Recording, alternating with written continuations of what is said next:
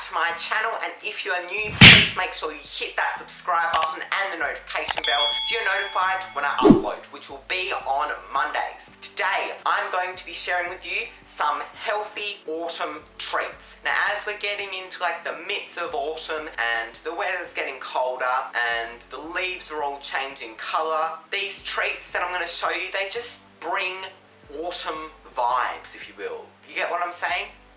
You get what I'm saying. And I've also tried to make them healthy as well, but of course feel free to do whatever you want, but they still taste really good and they're just perfect for autumn. So I'm trying to make breakfast at the same time as I'm filming this. So let's get into this. Okay, so we're going to begin with these autumn muffins. So we're going to preheat our oven to 190 degrees and we're going to get out a muffin tin and line it with 6 muffin liners. And then in a large bowl, we're going to sift in 1 cup of self-raising flour and then add in half a teaspoon of bicarb soda, 4 tablespoons of cacao powder and half a cup of stevia. And then we're just going to give those dry ingredients a stir and then just set it all aside for now. And then we're going to measure out 90 grams of butter and we're just going to melt that in the microwave for 30 seconds. And to the melted butter, we're going to add in 1 egg and then a few spoonfuls of Greek yogurt. And we're just going to lightly combine those wet ingredients with a fork, making sure the egg is all beaten and don't make a mess like I did. And then we're going to add that mixture into the dry ingredients and we're just going to stir everything until it's just combined. You don't want to overmix this. And then we're going to add a generous amount of currants, no specific measurement. It all comes down to personal preference and how currenty you want these muffins to be. But once we've done that, we're going to start spooning the mixture into the muffin liners, just using a metal spoon to do the spooning and just spooning it off with the wooden spoon. And then this isn't a good idea because they'll burn really easily, like mine did. But if you're up for it, you could sprinkle some currants on top, but probably just add them in when they're almost done cooking or at the end. But regardless, we're going to place these in the oven to bake for about 15 to 20 minutes. And then we can get started on making our makeshift chocolate icing. So we're going to add a few tablespoons full of stevia to a bowl and a tablespoon of cacao powder. And then we're going to measure out 25 grams of butter, soften that in the microwave for 15 seconds, and then add that to the mixture, as well as a teaspoonful of Greek yogurt, pretty much finishing off that tub. And we're just going to give that mix, which I just did with a teaspoon measure because that's enough to combine everything. So if it's smooth and well mixed, you're good to go with this. And then once our muffins are finished baking, you can do the old skewer trick. If it runs out clean, that means that they're ready, in which case they were, along with the burnt currants. And we're just going to let the muffins cool so that our icing doesn't just completely melt into them. But once they have cooled, we're just going to spread the icing over, trying to fill in all the gaps. It doesn't taste exactly like chocolate icing, not gonna lie. Don't let the looks deceive you. It's still super delicious. And then once you've finished spreading on the icing, that is it for these autumn muffins, which are really only autumny by the currants. The cacao really does add a nice flavour to them without being too bitter, which is nice. But they're also a nice take on chocolate muffins, which are just so convenient to have on hand.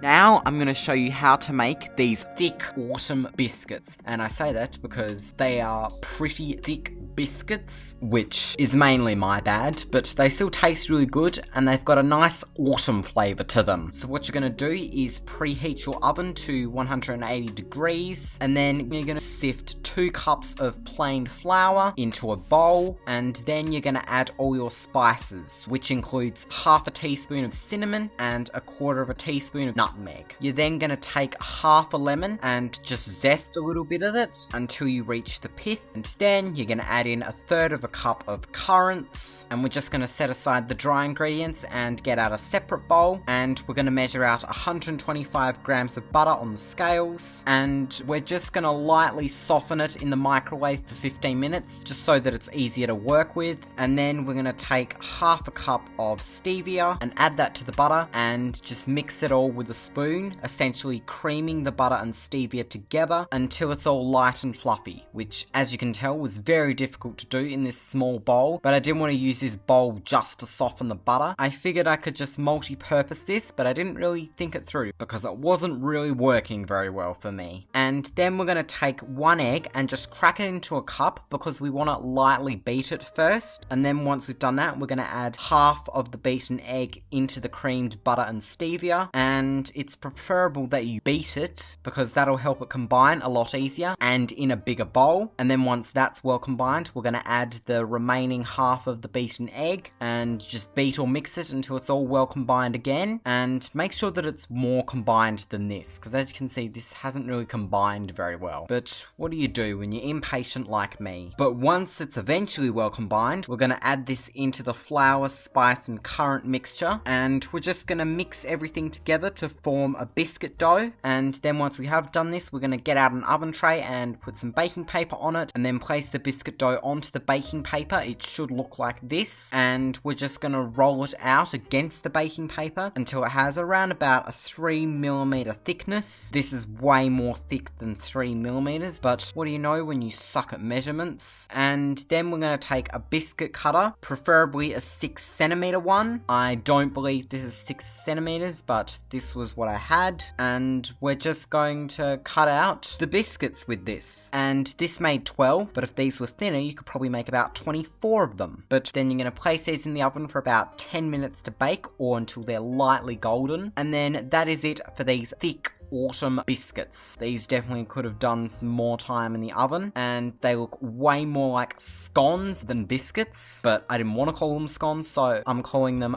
thick biscuits that have some autumn flavors to them. And now we're going to move on to the final treat, which is this autumn tea ring. So what we're going to do is preheat our oven to 200 degrees, and in a medium bowl we're going to sift in a cup of self-raising flour, and then we're going to measure out 30 grams of butter, and we're just going to rub that into the flour using our fingertips until it resembles fine breadcrumbs. And then we're going to measure out 80 mils of milk and make a well in the center before adding it in, and we're just going to mix that with a table knife until it resembles a ball of dough. It may take some time to come together properly, but just be patient with it. And then we're going to turn that onto a bench and lightly flour it if necessary, as to not make the dough stick. And we're just going to get a rolling pin, and we're going to roll the dough into a rectangle shape that's about the size of A4, and try to make sure that any cracks or gaps are covered. It may mean needing to reshape the dough every now and then,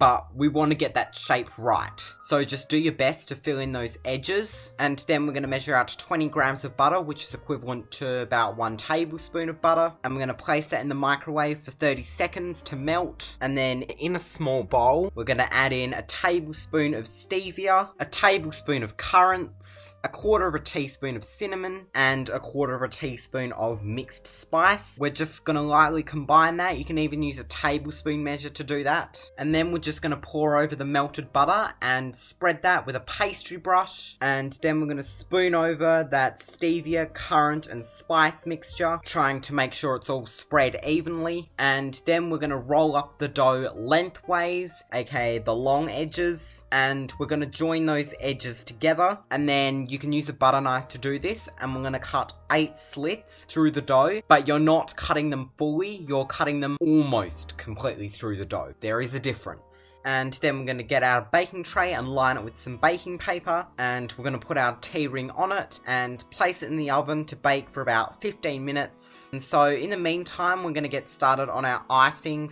/ glaze kind of thing. So we're going to add in half a cup of stevia, and then to thicken it up, I'm just going to use a little bit of cornstarch, and then 2 teaspoons of water. And then we're going to take a lemon and cut it in half, and we're going to squeeze in around a teaspoon's worth of lemon juice. We don't want this to be overly runny. We want it to be the texture of like a glaze. I think I added a bit too much, but that's okay. And we're just going to mix that together, and then eventually around 15 minutes would have passed, and so we can take our tea ring out of the oven, and we're just going to brush that glaze-like mixture over the tea ring with a pastry brush, and then it's ready. This autumn tea ring. I mean, there's no tea in it, so I don't know why it's called a tea ring, but it'd be something you'd eat for morning or afternoon tea with a cup of tea. So there you go. And it's just so delicious and sweet and succulent. It's so good.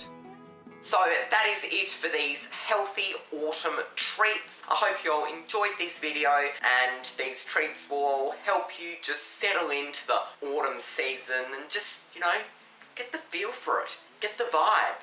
Whatever the saying is. Actually, I don't know what I'm trying to say. Yeah.